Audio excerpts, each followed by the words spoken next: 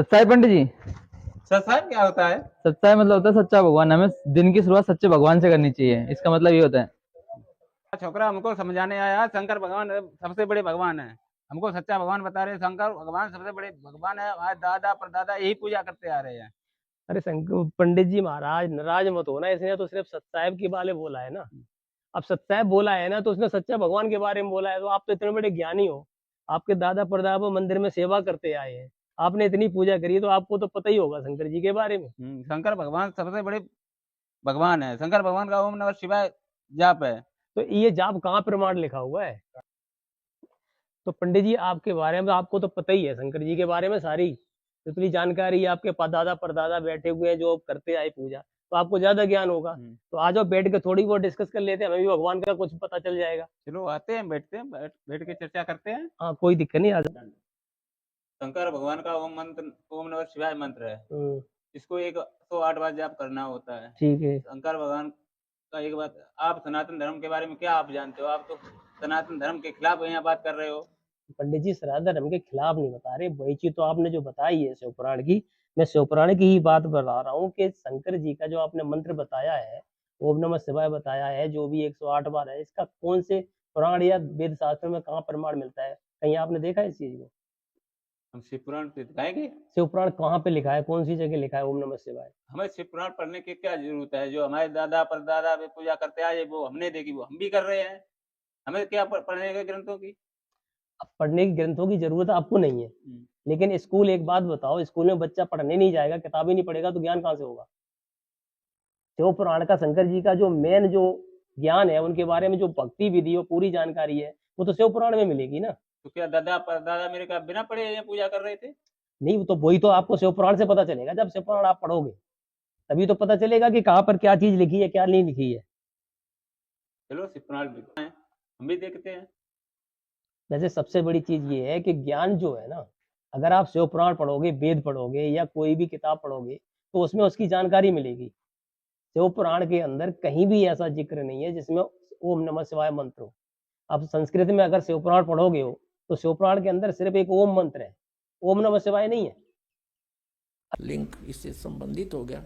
श्री शिव पुराण, Gita press, Gorakhpur से प्रकाशित। संपादक हनुमान प्रसाद पोदार। इसके 26 पृष्ठ पे दिखाते हैं आपको। ये ब्रह्म है, ये काल है। यहाँ देखिए ये क्या कहता है, इसी पृष्ठ हम 26 पढ़ रहे हैं। संक्षिप्त शिव पुराण, विद्वेश्वर संहिता। ये देखो, मैंने पूर्व काल में अपने स्वरूप भूत मंत्र का उपदेश किया है, जो ओंकार के रूप में प्रसिद्ध है।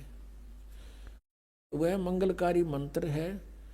सबसे पहले मेरे मुख से ओंकार यानी ओम प्रकट हुआ, जो मेरे रूप का बोध कराने वाला है। ओंकार वाचक है, मैं वाच्य हूं। यह मंत्र मेरा स्वरूप ही है।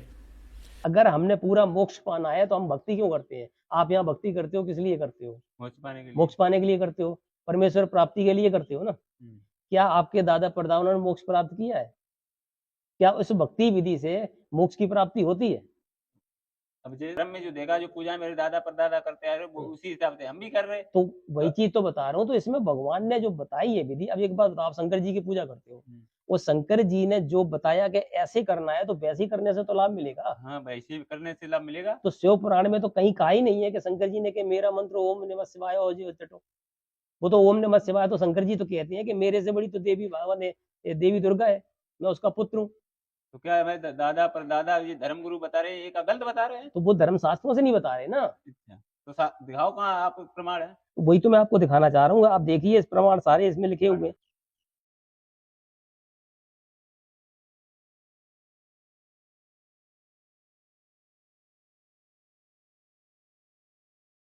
संपादक हनुमान प्रसाद पोदार, चिमनलाल गोस्वामी।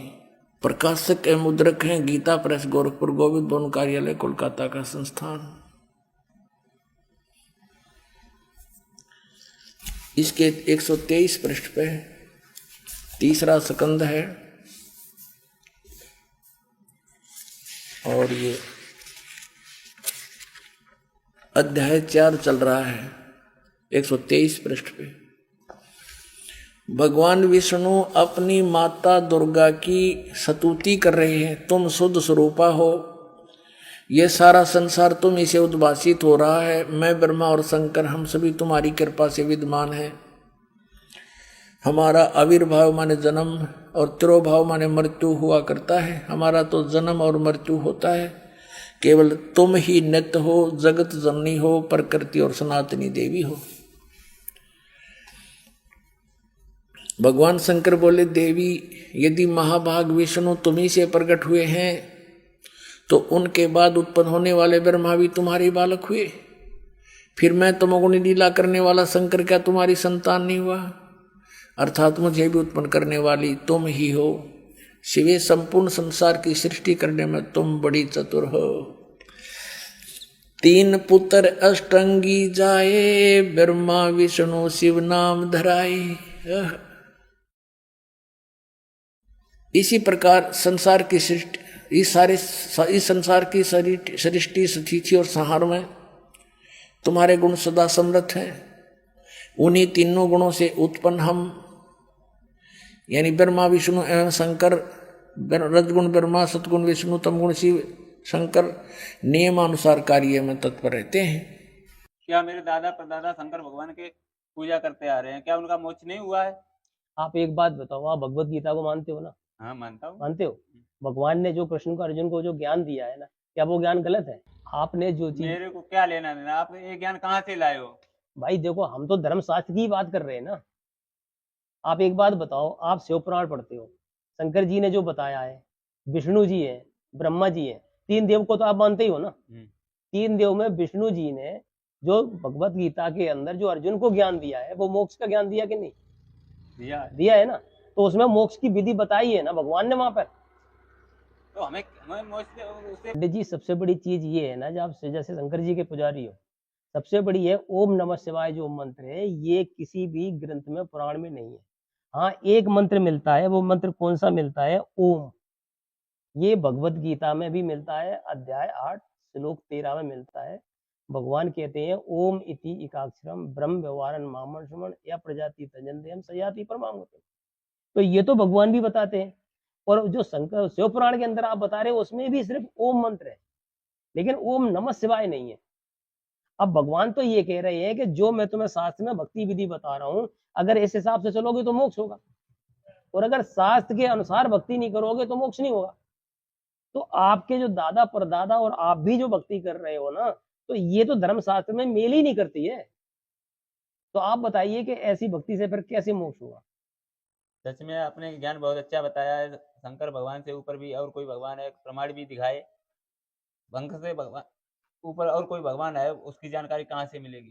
देखो पंडित जी, ऐसा है ना, जब आप शंकर जी भगवान से ऊपर जाओगे ना, तभी तो आपके ऊपर को देवी देवताओं का ज्ञान होगा।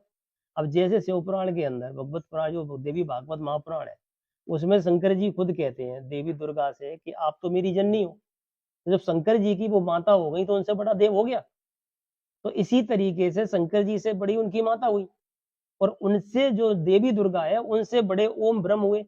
देवी भागवत पढ़ा के देखिए, देवी भागवत महापुराण के अंदर जो देवी है, देवी दुर्गा जो है, जगदम्बिका है, वो खुद कहती है राजा हिमालय को कि राजा हिमालय तू मेरी भक्ति मत कर, और हमारी भक्ति के अलावा तू मोक्ष की भक्ति कर, परम धाम की भक्ति कर, और उसकी भक्ति ओम मंत्र है ओनली। उसको पाने से तेरो ब्रह्मलोक में सदा सदा के लिए चला जाएगा, उससे तेरी मोक्ष हो जाएगा। तो ऐसा ज्ञान जो है ना, धर्मशास्त्रों के अंदर लिखा हुआ है। अब उसका ओम, जैसे भगवत गीता का जो मैं बता रहा हूँ, भगवत गीता के बाद जो ये मेन है, सबसे बड़ा है कि हमारे 4 वेदों का जो मेन निचोड़ है वो है भगवत गीता। भगवत गीता में ओम भगवान ही ज्ञान दे रहा है। और देवी दुर्गा क्या कहती है देवी भागवत महापुराण के अंदर? हिमालय राजा तक कहती है कि अगर तुझे ब्रह्म लोक चाहिए, अगर तुझे मोक्ष चाहिए, तो आप ब्रह्म की भक्ति करो। और ब्रह्म की भक्ति करने का ओम मंत्र है, ठीक है। और ओम मंत्र जो है ना भक्ति करने का, उससे तू ब्रह्मलोक में चला जाएगा, सदा सदा के लिए मोक्ष हो जाएगा। तो यहाँ तो ओम नमः शिवाय तो वो कह नहीं रही है, वो तो ओम कह रही ना। और फिर आप भगवत गीता में आ जाइए। भगवत गीता में अध्याय 8 के 13वें श्लोक के अंदर जो ओम मंत्र लिखा है, ओम इति एकाक्षरम ब्रह्म व्यवहारन मामन श्रमण या प्रजाति तजंदयम सयाति परमांगता। तो भगवत गीता जो वेदों का शास्त्र बताया है, निचोड़ बताई गई है, उसमें तो साफ उन्होंने बताया है, भगवान बता रहे हैं अर्जुन को कि हे अर्जुन, अगर तुझे संपूर्ण रूप से मोक्ष धारण करना है तो हमारे पास पहुंचना है तो उसका सिर्फ मंत्र ओम है। ओनली ओम का सुमरन करना है, उठते जागते बैठते सोते। तो ओम का भक्ति करने से मेरे प्राप्त हो जाता है, ब्रह्मलोक में चला जाएगा। फिर अध्याय 17 के 23वें मंत्र में ओम भगवान बता रहा है कि वो सच्चे बड़े परमात्मा जो है, जो सारी सृष्टि का मालिक है, उसको प्राप्त करने का ओम तत्सत, ये 3 प्रकार का मंत्र है। ये भगवत गीता बता रही, मैं नहीं बता रहा हूँ पंडित जी। तो उसके अंदर उस मंत्र के सुमरन करने से आपको हमेशा हमेशा के लिए जन्म मृत्यु से छुटकारा मिल जाएगा, और वहां जाने के बाद फिर परम धाम में पहुंचने के बाद दोबारा इस पृथ्वी लोक पे लौट के नहीं आना है। तो इस तरीके से जब आप शंकर जी से ऊपर देवी देवताओं का ज्ञान लोगे ना, वहां जब पढ़ोगे ना, तो उस हिसाब से आपको फिर वो मोक्ष वाली भक्ति मिलेगी। अभी तो शंकर जी भगवान है, ये भी जन्म मृत्यु में, जैसे दुनिया कहती है, आप कहते हो जैसे कि शंकर भगवान सबसे बड़े हैं, लेकिन शिव पुराण के अंदर तो वो कहते हैं कि मेरी जन्म मृत्यु होती है। ब्रह्मा जी भी कहते हैं, विष्णु जी भी कहते हैं कि मेरी जन्म मृत्यु होती है, मैं तो नासवान हूँ, माता तुम ही सब कुछ, अमर हो तुम ही सब कुछ हो। ये तो देवी देव ये कहते हैं। तो फिर इनकी भक्ति जब खुद ये नासवान है, तो फिर आपका कैसे मोक्ष होगा, ये बताइए। आपके जो पूर्वज दादा हैं उनका कैसे मोक्ष होगा?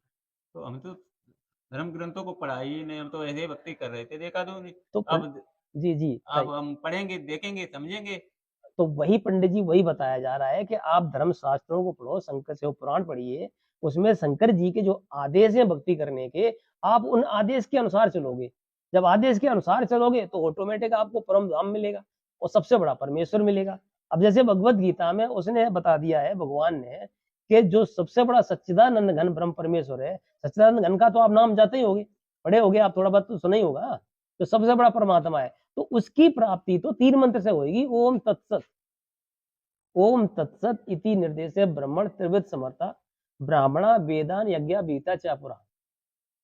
वो भगवान कहते हैं, अर्जुन से कहता है कि अगर सबसे बड़े परमात्मा की प्राप्ति करना है, भगवान कौन कहता है? ओम कहता है। ओम तो अर्जुन से कहता है कि सबसे बड़े परमात्मा की प्राप्ति करनी है, तो उसका मंत्र ओम तत्सत है। और आप ये कहते हो कि ओम नमः शिवाय से हमारे तो पार बता सारे यानी मोक्ष को प्राप्त हुए, तो ऐसे कैसे हो जाएंगे? हमको ये धर्मगुरु ने बताया, हम उसी अनुसार भक्ति कर रहे, दादा परदादा की देखा दुनिया हम भी कर रहे हैं। हमने अपने ग्रंथों को पढ़ा नहीं, जी अब अपने ग्रंथों को पढ़ेंगे, देखेंगे, तो हम भी फिर उस पर पुनः विचार करेंगे। तो इसका जो सारा ज्ञान आपको अगर चाहिए, तो एक सबसे बड़ी पुस्तक इस समय है, संत रामपाल जी महाराज हैं, उन्होंने एक किताब को दिया है, और वो किताब ज्ञान गंगा के रूप में उन्होंने छापी हुई है, गीता तेरा ज्ञान अमृत के रूप में भी बनाई है। इसके अंदर कंप्लीट उन्होंने सारी नॉलेज, सारा ज्ञान दिया है। छोटे 33 करोड़ देवता है अपने उसमें, हिंदू समाज में, सनातन धर्म में 33 करोड़ देवी देवता है।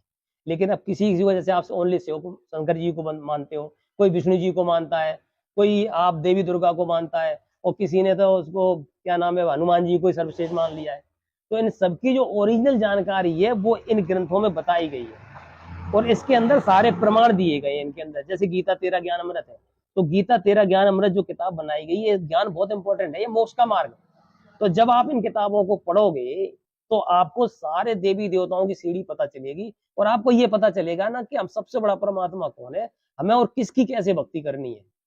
तो वो आपको संपूर्ण ज्ञान इन धर्म ग्रंथों से मिलेगा आपको, जो संत रामपाल जी महाराज द्वारा लिखी हुई है। सभी वेद शास्त्रों को, 4 वेद, 9 ये 18 पुराण, 6 उपनिषद, और ये जो स्मृति जितनी भी बनाई गई हैं, इन सबका निचोड़ ज्ञान संत रामपाल जी महाराज ने इन किताबों के अंदर दिया है। तो अगर आप मोक्ष के लिए भक्ति अगर कर रहे हो, तो आप इन किताबों को पढ़िए, इसमें संपूर्ण जानकारी मिलेगी आपको। चलो हम पढ़ेंगे, ज्ञान समझेंगे, फिर समझ के बताएंगे, अच्छा लगेगा, प्रमाण मिलेगा तो हम भी आगे हाँ, तो इसी आप चलेंगे। हाँ बिल्कुल, तो ऐसी किताब आप पढ़िए, और ऐसी किताब पढ़ के आप उनको, हमको भी दे के जाइए। हाँ बिल्कुल ये लीजिए। आप इतने ज्ञान बता रहे हो, आपको ये ज्ञान कहाँ से मिला है? अब मुझको ये ज्ञान, शंकर भगवान से ऊपर कौन भगवान है, उस एक भगवान के बारे में, सबसे बड़ा भगवान के बारे में मुझको बताइए। वो ये ज्ञान कहाँ से हमको प्राप्त होगा, कैसे हमको प्राप्त होगा, मुझे कैसे जानकारी मिलेगी? जी हाँ बिल्कुल, ये चीज है। देखो, हम संत रामपाल जी महाराज के शिष्य हैं, और ये ज्ञान हमें जितना मिला है संपूर्ण, वो संत रामपाल जी महाराज के सत्संगों से और उनकी लिखित किताबों से मिला है। और जैसे अभी आपने सवाल किया है ना, सबसे बड़ा परमेश्वर कौन है, तो जो सबसे बड़ा परमेश्वर है वो कबीर देव है। हमारे वेदों के अंदर उसमें भी प्रमाण मिल रहे हैं, उसमें भी सब जगह लिखा हुआ है कि जो सबसे बड़ा सृष्टि का रचनाकार परमेश्वर है वो कबीर देव है।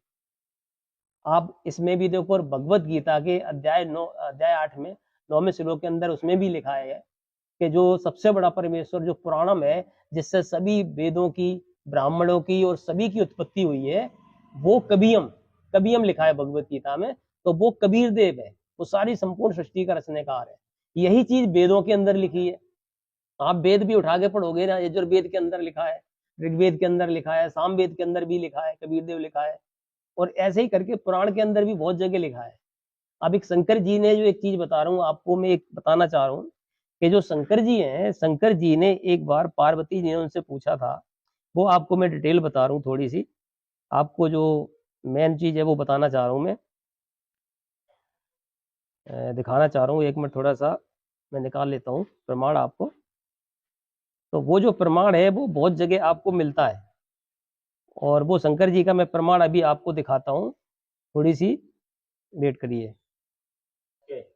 देखो, सबसे बड़ी चीज है, एक बार शंकर जी ने, पार्वती जी ने शंकर जी से पूछा, वो क्या पूछा ये आपको लिखा हुआ है कि पार्वती जी ने प्रश्न किया, हे स्वामी जी, जो 3 अक्षर कबीर है वो कबीर कौन है तथा किन देवताओं में से है?